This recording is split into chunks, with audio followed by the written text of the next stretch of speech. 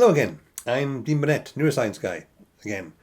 It's currently the 11th day of lockdown, and not that time has much meaning at present when every day is pretty much the same. That's actually a big part of why it's becoming so hard to tell what day it is and how long we've been doing this. The brain isn't a timepiece, it's not digital or clockwork. It's not that. It's not like that in the brain, it's a lot more moist, for want of a better term. Basically, the brain doesn't measure time in precise regular increments of minutes and hours. It's more qualitative. It measures time by mental landmarks like bedtime, lunchtime, weekends, birthdays, or deadlines, time to or time since these things. That's how our brains work when it comes to time. In lockdown, though, these things often don't apply. The usual patterns of our lives have been lobbed out the window, and the brain usually depends on them to determine the passage of time. And without them, days just blur together, because the brain likes patterns. And that's pretty much what this video, the latest installment of This Is Your Brain on Lockdown, where I explain what's happening in your brain when we're under lockdown, is all about. The brain's love of patterns, sort of. One thing I've been discussing a lot lately is the current enthusiasm for conspiracy theories, particularly those linking the spread of coronavirus to the rollout of the 5G mobile networks. You've probably heard of this, it's been in the news. David Icke did a big video about it because, of course he did. Celebrities have been flagging up concerns about it. It's been covered by the big networks and broadcasters. Tim Minchin expressed frustration with it on a recent episode of the Stay at Home Festival. The conspiracy theories and the way people are reacting to this virus, the constant screaming from various corners of the internet about, that it's an engineered bio weapon and that it's connected to 5G, and it's just depressing me so much.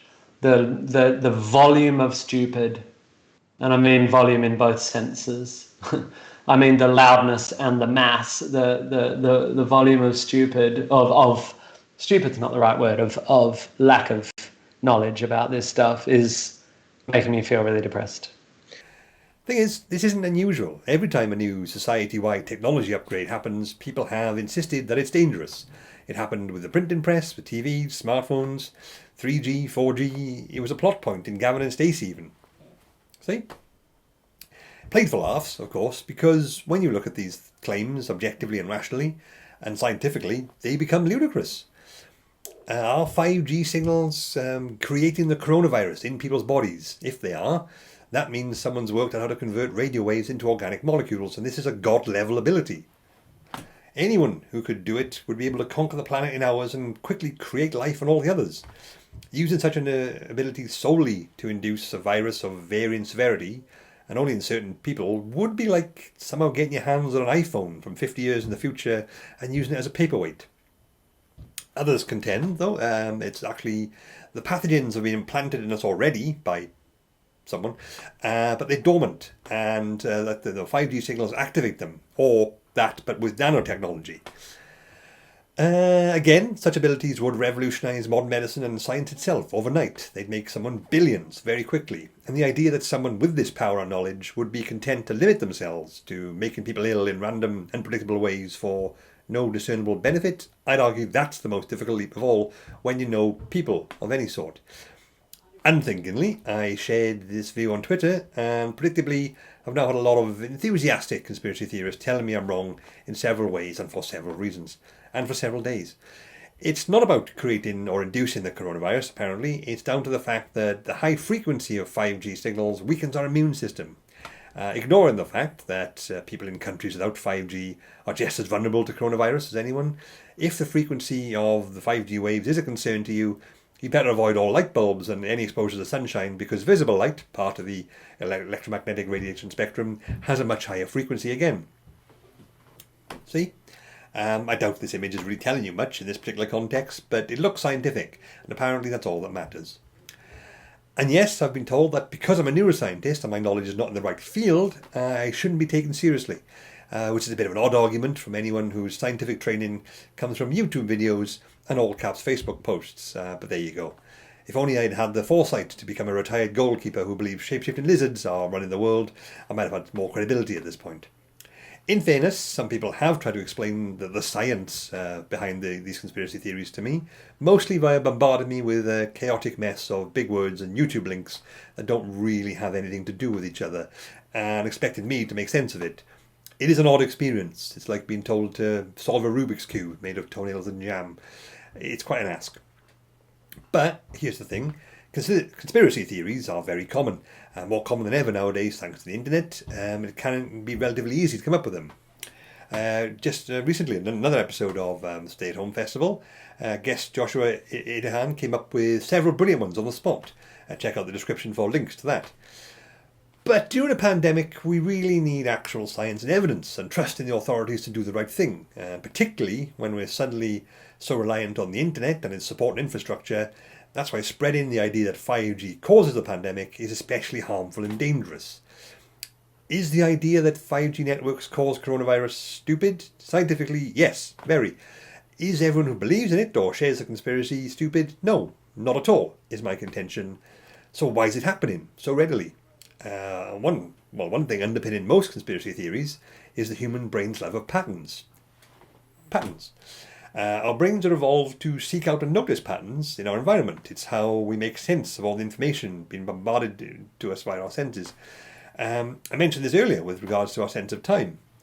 But thanks to our expanded intellects, our big brains, we humans have a lot more things to make patterns and connections from. We're aware of a lot more stuff going on.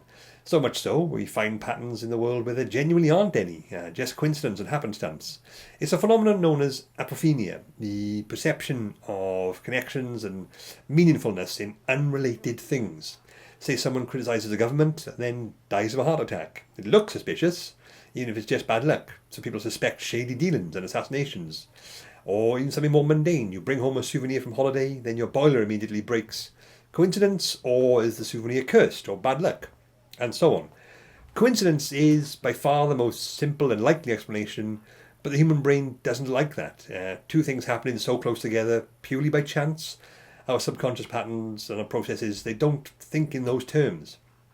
We instinctively assume they must be related, so there's a pattern. It's how we operate. Similarly, 3G was dangerous, 4G was meant to be dangerous, mobiles were supposedly causing tumours. All these claims just faded away because nothing obvious happened to support them. 4G was rolled out, the world kept going as before, so there's no pattern there to link to. But just as 5G arrives, a pandemic shuts down the whole planet. That can't be a coincidence, surely. It can, and it is.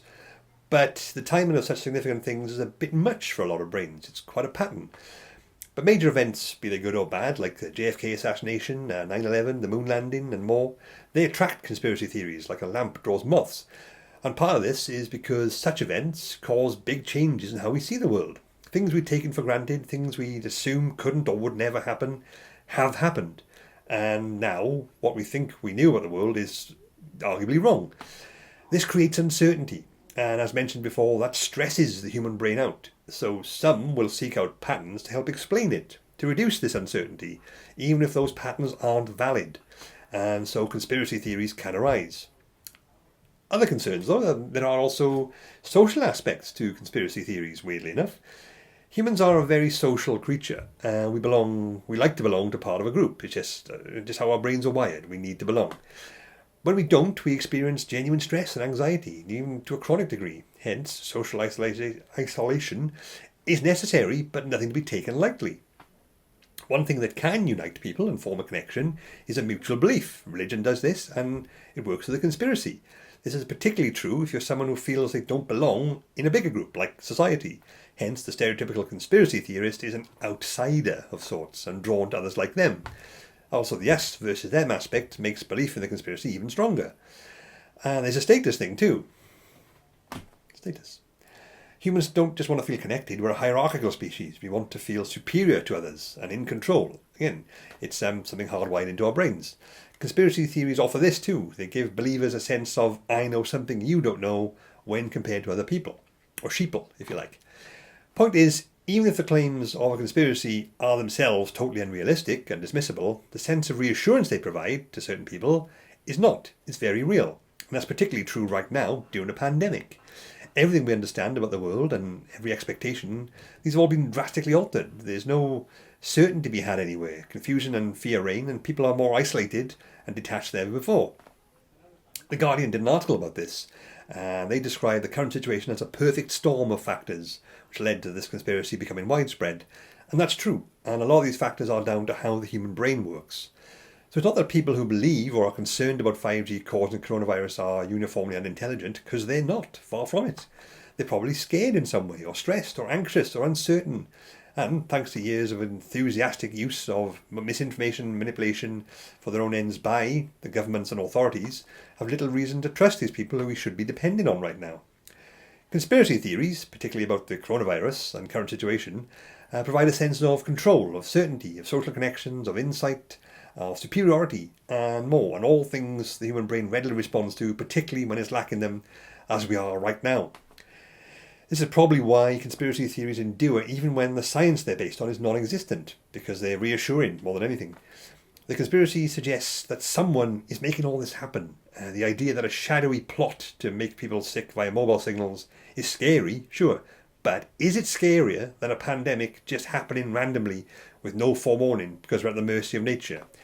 Given how the brain works and doesn't like randomness, no, it's not scarier than that, even though that second one is the correct situation. So it's basically given the option between a plane with a drunk pilot and a plane with no pilot, which one would you get on? That is how the brain sees it when it comes to conspiracy theories, particularly when it's a brain in lockdown. I cover this and more in my book, The Idiot Brain, should you be interested in learning more. And I have these others as well, which touch on it in some way or other.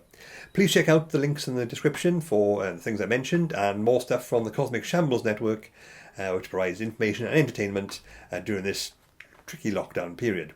I'll see you next time.